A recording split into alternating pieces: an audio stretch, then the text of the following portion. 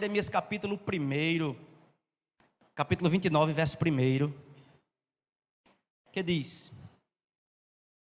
E estas coisas são as palavras da carta de Jeremias, profeta, enviou de Jerusalém ao resto dos anciões do cativeiro, para como também aos sacerdotes, aos profetas e a todos o povo que Nabucodonosor havia transportado de Jerusalém para a Babilônia. Depois que saíram o rei Jeconias e a rainha e os eunucos e os príncipes de Judá e Jerusalém, e os carpinteiros, os ferreiros de Jerusalém, pela mão de Eleazar, filho de Safã, e de Gemarias, filho de Uquias, o qual Zedequias, rei de Judá, tinha enviado à Babilônia, a Nabucodonosor, rei da Babilônia, dizendo: Assim diz o Senhor dos exércitos, o Deus de Israel, a todos que foram transportados, que eu fiz transportar de Jerusalém para a Babilônia: edificai casas e habitais, plantai jardins e comei seus frutos, tomai mulheres e gerai filhos e filhas, tomai mulheres para seus filhos e maridos para vossas filhas, para que também tenham filhos e filhas, multiplicais ali e não diminuais. Procurai a paz da cidade para onde vos fiz transportar, e orai por ela ao Senhor, porque na sua paz vós tereis paz. Porque assim diz o Senhor dos exércitos, Deus de Israel: Não vos engane os vossos profetas que estão no meio de vós, nem os vossos adivinhos, nem dei ouvidos aos vossos sonhos que sonhais, porque eles vos profetizam falsamente em meu nome. Não os enviei, diz o Senhor. Porque diz o Senhor, assim diz o Senhor: certamente que, passados 70 anos em Babilônia, vos visitarei e cumprirei sobre vós a minha boa palavra, tornando-vos trazer de volta a este lugar, porque eu bem sei os pensamentos que penso de vós, diz o Senhor, pensamento de paz e não de mal, para vos dar o fim que esperais. Então me invocareis e ireis, orareis a mim e eu vos ouvirei. E buscar-me-eis e me achareis, como me buscarem de todo o vosso coração. E serei achado de vós, diz o Senhor, e farei voltar do vosso cativeiro. Congregar-vos-ei de todas as nações e de todos os lugares para onde os lancei, diz o Senhor. E tornarei a trazê-los ao lugar a qual os transportei. Amém, irmãos? Muito bem. Queridos, antes da gente entrar dentro dessa palavra, eu queria com você entrar num contexto histórico.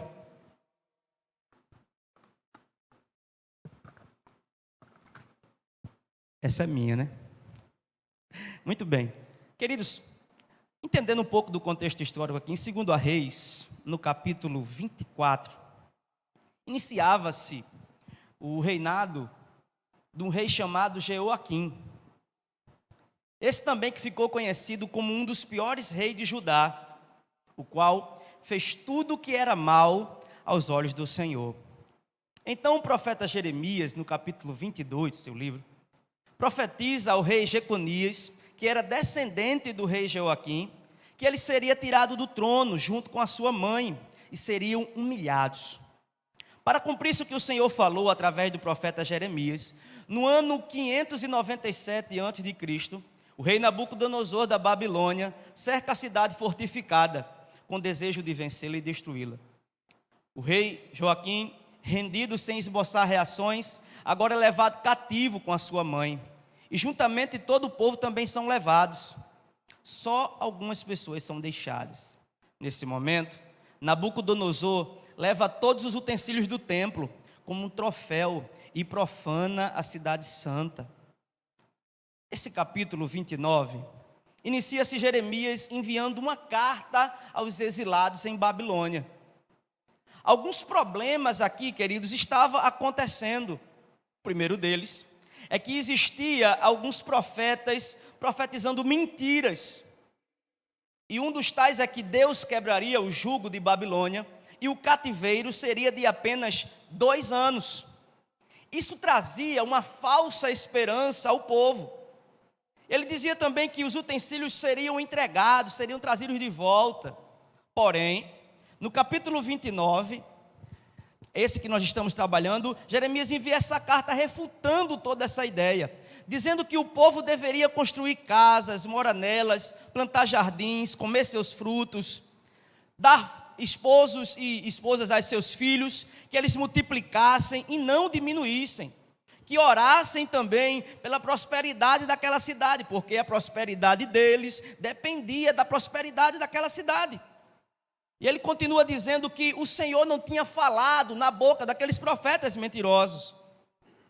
E o povo deveria estabelecer-se naquela cidade, porque o tempo não era de 2 anos, e sim de 70 anos. Muito bem, mas que você estava aqui de manhã, eu queria fazer um rápido resumo desse plano de fundo. Aqui existem alguns problemas.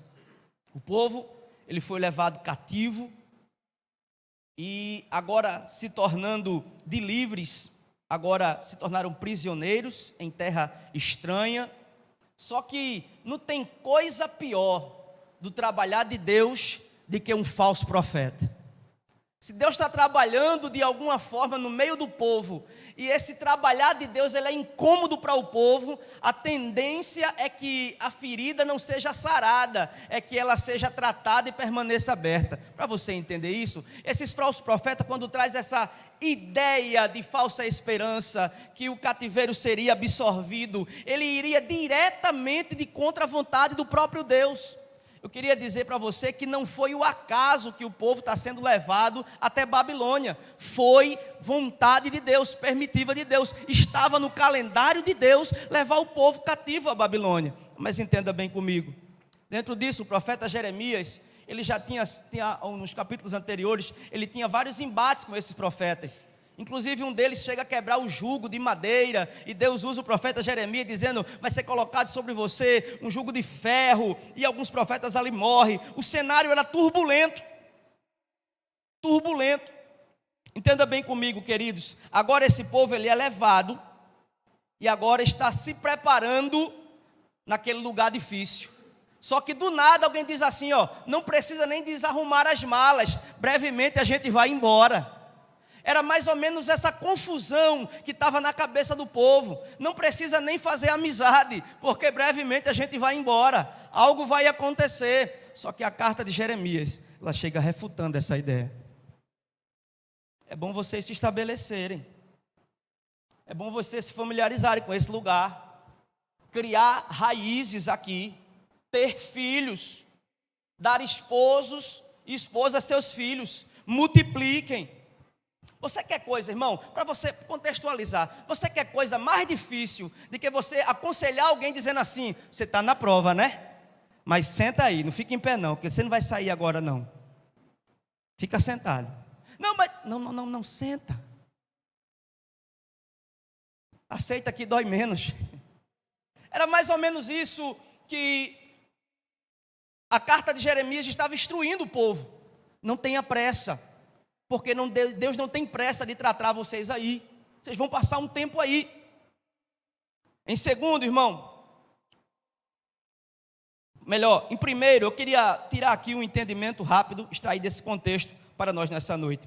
Quando o povo decide caminhar caminhos distantes de Deus, Deus misericordioso que é, Ele sempre está disposto a traçar novas rotas para a reconciliação.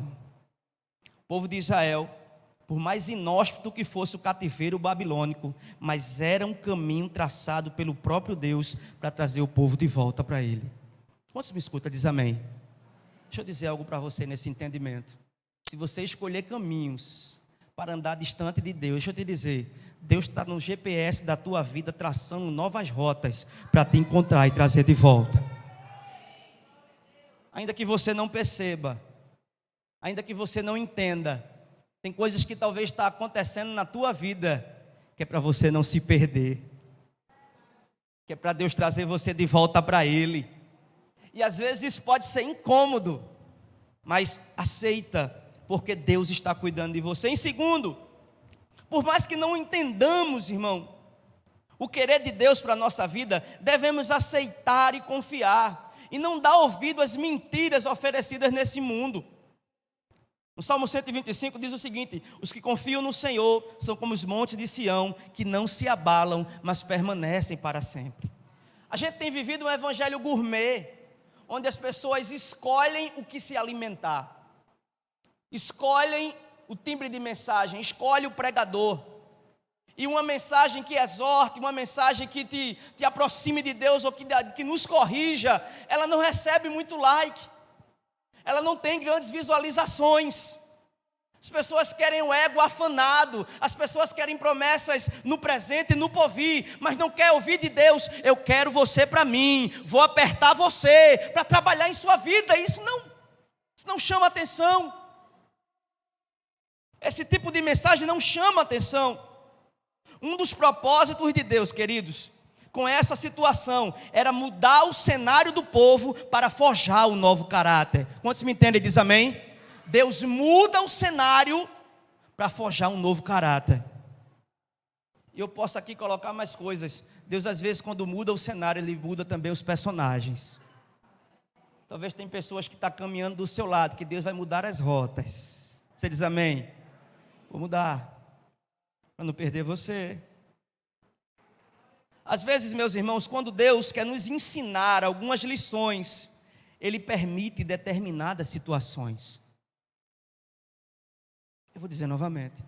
Às vezes, quando Deus quer nos ensinar algumas lições, Ele permite determinadas situações. Tem coisas que você não vai entender, mas você precisa aceitar. É feito aquele remédio amargo que você não gosta de tomar, mas você sabe que é para o seu bem. Às vezes é o antigo metiolate, que não é da minha época não, viu? Que ardia. Não entendi porque alguns ficaram rindo, não entendi, né? Deixa para lá. Metiolate, ele ardia, irmão. E tinha gente que dizia que o metiolate doía mais do que o hematoma, doía mais do que a ferida, mas sarava.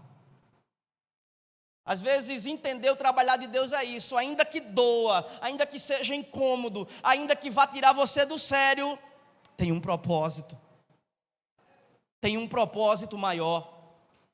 Quando me entende, diz amém. Muito bem, agora eu queria dar um pulo para o verso 11, se você puder, acompanhe comigo na sua Bíblia. Até agora a gente quis entender o contexto. No verso 11, uma das formas de expressão mais bonita que podemos ouvir, começa dizendo: porque eu conheço os planos que tenho para vocês. Para aí. Você consegue ver Deus falando com você aqui nessa noite? Porque sou eu que conheço os planos que tenho para vocês. Às vezes, nós quando ouvimos isso, soa um pouco incômodo, né? Mas para nós tem que trazer paz. Tem que trazer paz. Era assustador e amedrontador, irmão, para o povo se acostumar com a ideia que de livres se tornaram cativos. E ainda pior, que o tempo da sentença desse cativeiro era de 70 anos. Imagine comigo. Muitos foram para a Babilônia e morreram lá. Outros nasceram sem conhecer a sua terra natal. Porque 70 anos é muito tempo. Talvez você que está me ouvindo, querido, esteja coberto de medo e de incertezas do amanhã. Mas escute a voz do Senhor falando com você, porque sou eu que conheço o plano que tenho para vocês. Planos de fazê-los prosperar e não lhe causar danos. Plano de dar a você esperança e um futuro. Talvez a sensação que o povo tinha com a carta de Jeremias era que Deus fosse um Deus mau. Era que Deus quisesse de alguma forma trazer algo ruim para o povo. Porque 2 anos podia se suportar, agora 70 é demais. Mas Deus está dizendo, a nossa visão, ela é curta. Deus vê muito mais além. Ele sabe os planos que tem para a sua vida. Deus está cuidando de você, querido. Você crê nisso? Deus está preparando o teu presente e projetando o teu futuro. E Ele está dando a você plano de ter esperança no amanhã. Ele sabe o que está fazendo da sua vida. Ele sabe. Por mais que você não entenda, irmão, aprenda a confiar no Senhor. Deus, Ele está cuidando de você, Ele está projetando tudo. Quando o medo te apavorar, olhe para cá. Eita, isso bordando o pastor, viu, irmão? E eu sempre digo, né, onde eu passo, que a gente parece, eu estou dando Ctrl-C, Ctrl-V com o pastor, mas eu já usava esse bordão também, né? Aí quando a gente chegou, irmão, sabe? Mas eu vou usar algumas vezes com você. Quando o medo te apavorar, irmão, e às vezes acontece dele bater em tua porta. Lembra do salmista, no Salmo 23, o verso 4. Ainda que eu andasse pelo vale da sombra e morte, não temeria mal algum, porque tu estás comigo. Ele está com você. A Nova Versão Internacional, irmão, vai dizer planos de fazê-los prosperar. A Nova Almeida Atualizada vai dizer pensamentos de paz e não de mal. Às vezes, irmão, Deus permite a guerra para nos trazer a paz. E eu quero abrir um parêntese aqui. Acho que a maioria de nós estamos atualizados com o que está acontecendo em Israel. Para o mundo, essa situação, ela é fora da curva. É algo que para eles é novidade, isso.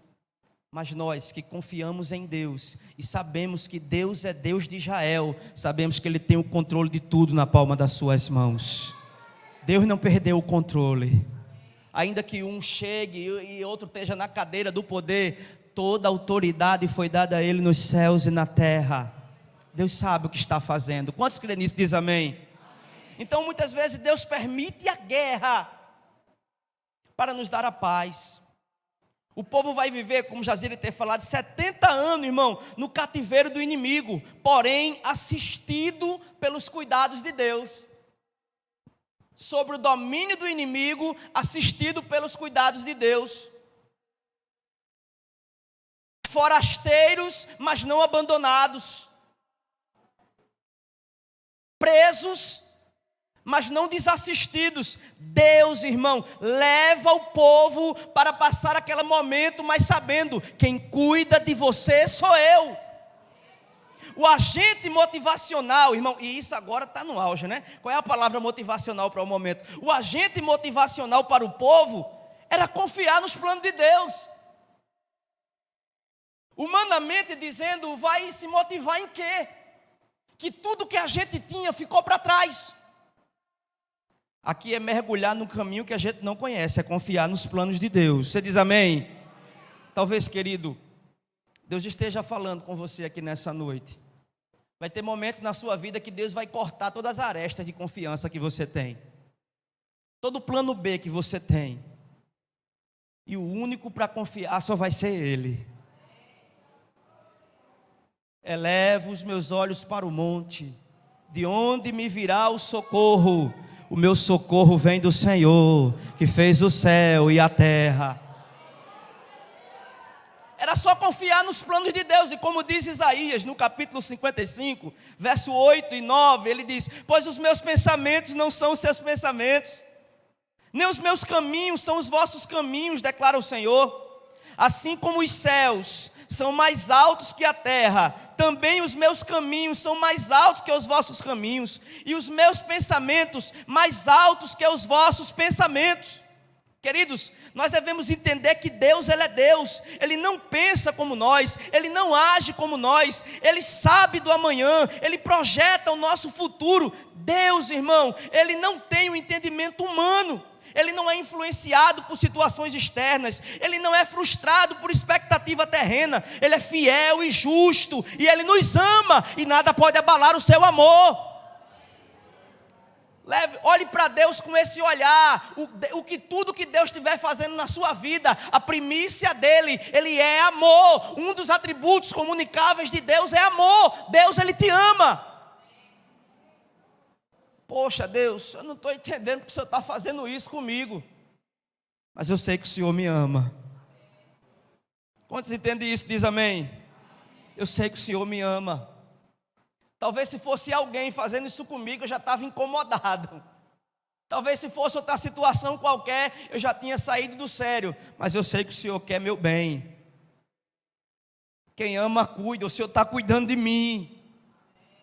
O seu amor por mim é inabalável. Queridos, no verso 12, olhe para a sua Bíblia aí. Então vocês clamarão a mim, virão orar a mim, e eu os ouvirei. Aqui temos, irmão, um entendimento de concordância do primeiro tratado. Ou seja, Deus está dizendo: se vocês aceitarem o cativeiro de 70 anos, multiplicar seus bens e suas famílias, seguir todas as orientações que eu tenho dado, então vocês vão clamar a mim e eu ouvirei a oração de vocês. Esse momento está condicionado a uma situação. E eu quero dizer aqui para você, irmão, talvez existia pessoas que estavam orando na vertente das profecias mentirosas. Ah, Deus antecipa esses 2 anos, a gente quer ir embora daqui. Mas o Senhor está dizendo: você quer que eu lhe escute?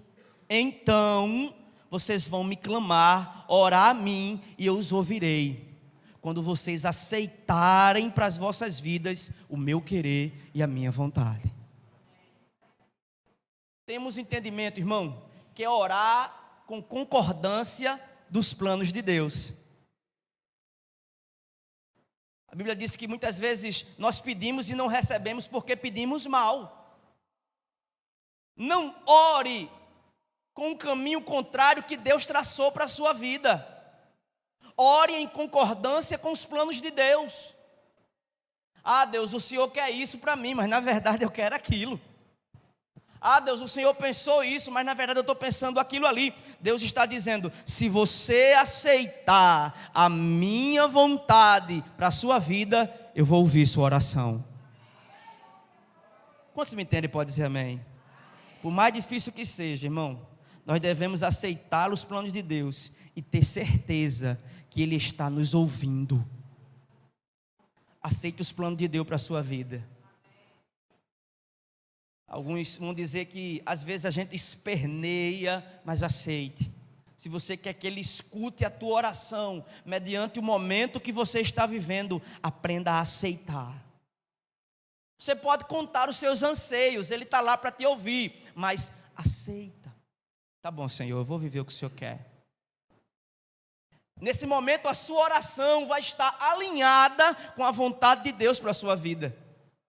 A sua oração vai estar direcionada ao que Deus quer fazer com você. Quantos estão me entendendo? Pode dizer amém? Por isso que muitas vezes tem gente batendo e a porta não está se abrindo. Porque na verdade Deus, irmão, já estabeleceu uma vontade para a sua vida, já estabeleceu um querer. Só basta você entender e orar nessa direção. No verso 13: vocês me procurarão e me acharão, quando me procurarem de todo coração.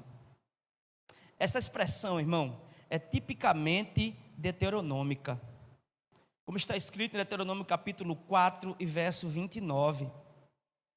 E lá procurarão o Senhor, o seu Deus, e acharão, se procurarem de todo o coração e de toda sua alma.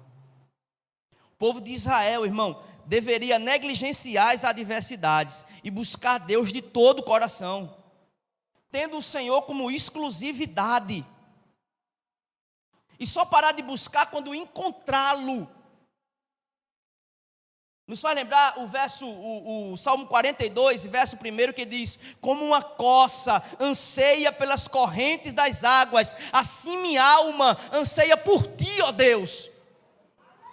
Buscar o Senhor de todo o coração é como um prisioneiro que anseia a liberdade.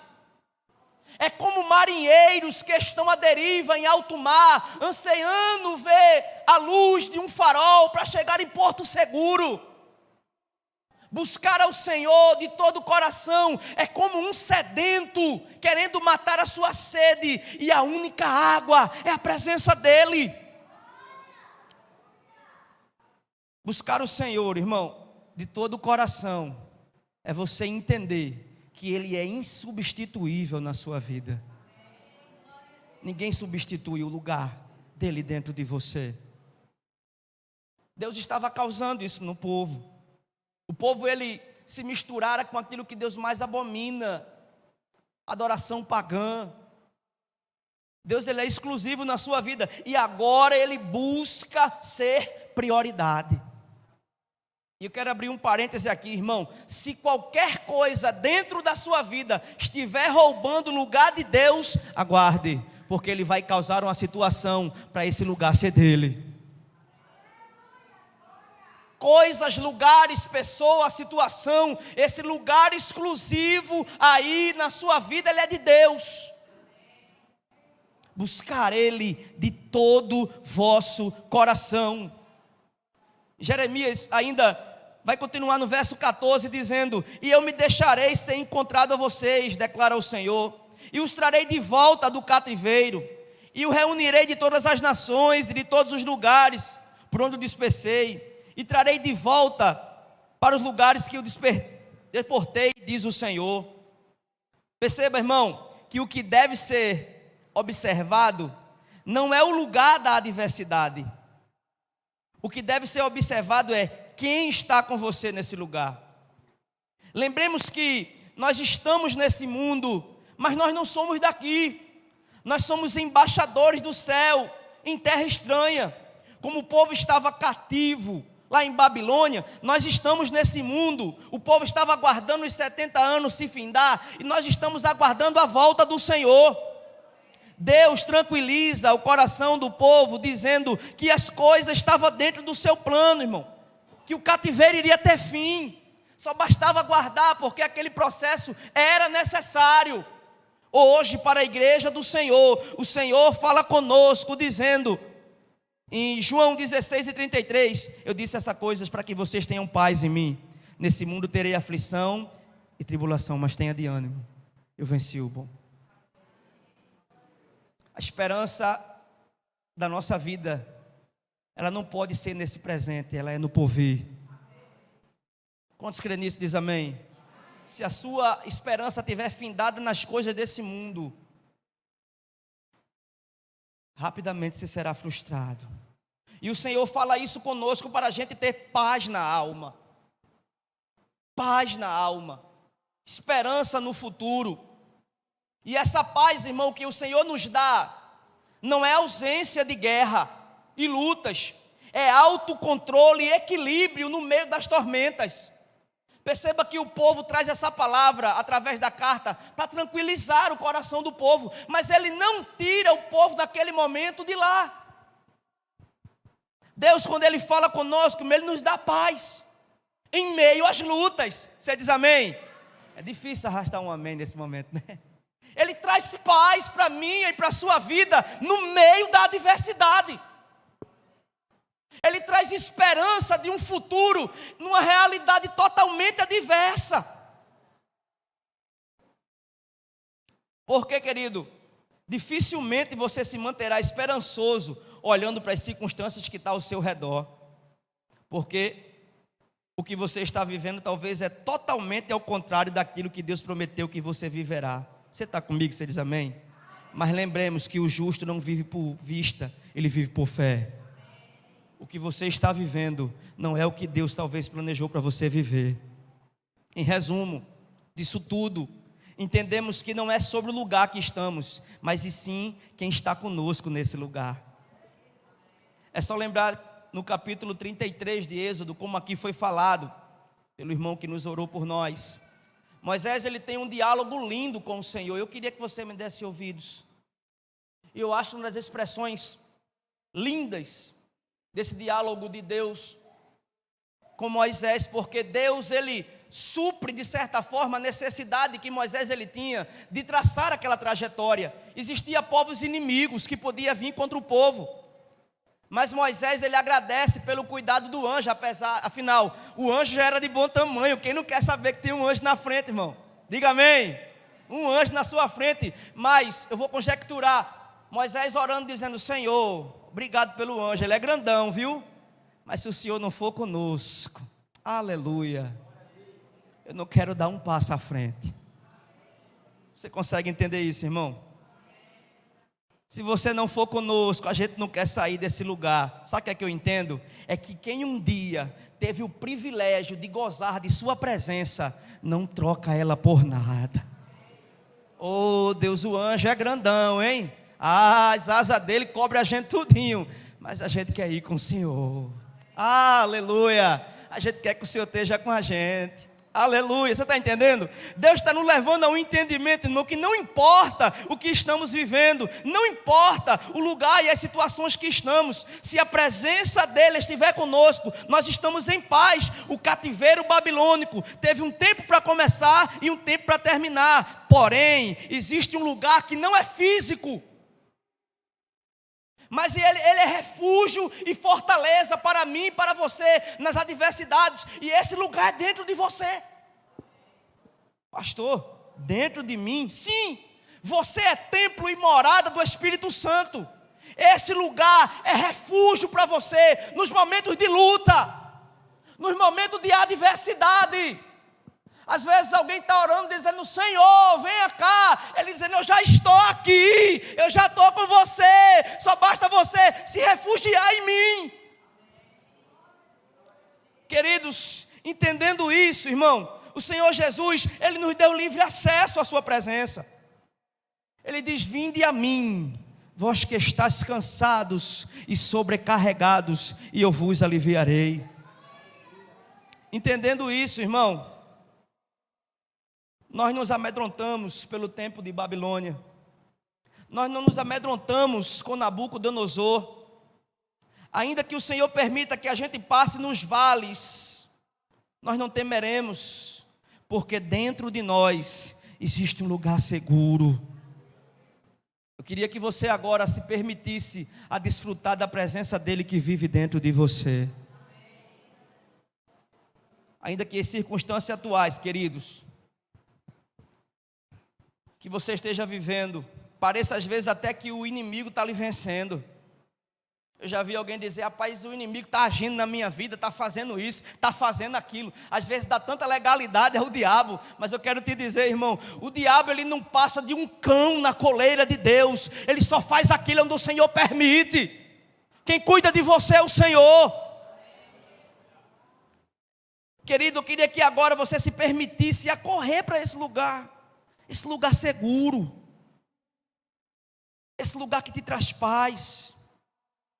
E esse lugar só expressa essas coisas porque Ele está lá. Quantos são templo e morada dele aqui? Levanta a sua mão lá em cima. É isso aí. O que eu estou trazendo nessa noite, irmão, é que não se trata do lugar, não se trata do inimigo, não se trata das circunstâncias, se trata de quem está com você.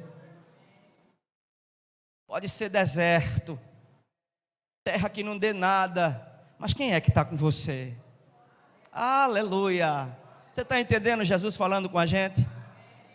Alguém olhar para você e dizer assim: ó, para onde você vai, para onde você está? Eu nunca mais ouvi notícia boa de lá. E você diz assim: não ouvia, porque eu estou indo com Jesus para lá. A presença dele está indo comigo.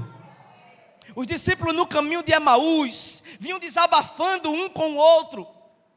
E quando uma presença particular começa a caminhar com eles, e quando ele chega no final da caminhada, o que era tristeza, o que era amargura, é revestido em esperança. A presença dele estava lá. Davi no Salmo 51, na confissão do seu pecado com Betseba, ele abdica do trono, ele abdica da coroa, ele abdica da fama, mas ele diz: eu não quero perder a alegria de salvação, nem a presença do teu Espírito. No dia de Pentecostes, querido irmão, todos estavam ali após a ascensão do Senhor Jesus aos céus, estavam aguardando o poder de Deus, e a Bíblia diz que o Espírito vem sobre ele, a glória é derramada sobre toda a casa, e mais de 3.000 almas foram salvas. Não se trata de circunstância externa, se trata de quem está com você. Talvez até hoje você não aprendeu a reconhecer que Ele está com você com qualquer parada. O cativeiro babilônico teve fim. Depois surgiram outros inimigos contra o povo de Deus, e o Senhor foi vitorioso. Mas a experiência com a presença dEle é que é algo particular do crente. Você diz amém? Talvez Deus vai permitir você ir a lugares, viver situações, e você me pergunta por quê, pastor? Para que você conheça a presença dele de uma forma sobrenatural, para que você conheça ele de uma forma a qual você nunca viu. Antes de nós terminarmos, querido, eu me lembro que no início da fé, a gente tinha uma vigília, e a qual eu, com os jovens, saía de casa em casa. Eu queria que você escutasse isso. Eu saía de casa em casa, saindo o pessoal. Se o pessoal era difícil ir para o culto, imagine para uma vigília. Então eu organizava essa vigília, até que eu passei em um lugar, e o lugar que eu nasci, ele era fácil de ter tráfico de droga. E tinha um círculo de jovens se drogando. E do nada, irmão, deu uma vontade dentro de mim de convidar aquele povo para ir para uma vigília. Eu disse, Jesus, como é que eu vou fazer ali, Jesus? E aquela vontade incômoda, eu já estava sentindo o cheiro do baseado, foi o Espírito Santo que tapou meu nariz. Eu digo, Jesus, o que é que eu vou fazer ali, Jesus? E aquele incômodo, eu disse, eu vou lá, já estou aqui, com a Bíblia maior do que o crente. Cheguei perto dele, pedi boa noite. Um deles respondeu, e eu comecei a falar algumas palavras, até que um se levantou, irmão. Ele estava dobrado, eu não vi o tamanho. Quando ele se levantou, era 2 vezes de mim. E ele levantou 5 dedos na minha cara assim, eu digo, pronto. Vou levar uma lapada segura aqui, que eu vou aprender a ser gente agora. O que é que eu estou fazendo aqui? Mas eu disse no meu coração, eu digo, Jesus, se a tua presença está comigo, não me deixa ser envergonhado. Aquele homem levantou, irmão, e botou uma mão e não me deixou terminar de falar. Ele disse, se eu ver falar, eu fazer o que aqui, irmão? Eu disse, eu queria falar 2 minutos de Jesus, 2 minutos só, quase chorando. Ele disse, você vai falar de quem? Eu digo, ô Jesus, acho que ele já está naquele, não entendeu. Eu vou falar de Jesus e é rápido. E ele estendeu a mão sobre o meu rosto e disse assim, pere aí. Eu digo, pronto. Depois que ele derrubar, Jesus, eu vou virar um papel. Ele perguntou com quem estava o cigarro. Todos estavam agachados. E um disse, está comigo. Ele disse, apague. Apague o cigarro. Enquanto o senhor estiver falando de Jesus aqui, ninguém vai fumar não. Fique à vontade. Passe o tempo que o senhor quiser aí falando dele. Eu sou desviado, minha mãe é crente. Esse aqui é meu irmão, era baterista da igreja. Eu digo, Jesus, é tudo desviado aqui, Jesus. Oh, uma alegria tomou meu coração. De 2 minutos passou para mais de 10. E eu dizendo que já ia terminar. Eu nunca cheguei com tanto drogado numa vigília como naquele dia, por causa da presença dele. Aleluia. Você está pronto para viver o sobrenatural pela presença dele? Talvez ele esteja permitindo você passar situações para te dar experiências. Eu queria convidar você a ficar de pé. Aleluia. Aleluia. As situações que você está vivendo, irmão, não podem amedrontar você. Não podem fazer você parar. Eu tenho alguns minutos e eu queria orar por você. Queria que você fechasse os seus olhos. Mas vale um dia no centro do seu querer, Senhor, que toda uma vida sem jamais te conhecer. Oh, aleluia. Deus está procurando homens e mulheres que estão disponíveis a ser instrumentos da sua presença. Deus está procurando pessoas que vão largar o seu tempo para ser cheios da sua presença. E vão ser tão cheios que vão transbordar. Nosso pastor disse lá em Goiânia que só transborda de Deus aquele que está cheio de Deus. Você crê nisso? Só transborda de Deus aquele que está cheio de Deus. Só exala a presença dele aquele que está cheio da presença dele. Fecha os teus olhos agora. Ó Deus, Senhor, eu te apresento, Senhor, as nossas vidas. Talvez vivendo situações incômodas, situações que nos têm tirado do sério, roubado nossa alegria, roubado nossa paz. Mas nós estamos aqui, Senhor, prontos para ser instrumentos da Tua presença. Sem a Tua presença, Senhor, nossa vida não tem sentido. Sem a Tua presença, Senhor, nossa vida, ela não tem razão. A Tua presença é o quebra-cabeça que falta em nós. Ah, Deus, talvez o meu irmão e a minha irmã que entrou aqui por essas portas, que não está entendendo porque foi o Senhor que levou para essa situação, possa receber do Senhor agora um abraço de Sua presença. Oh, aleluia. E confiar. E confiar.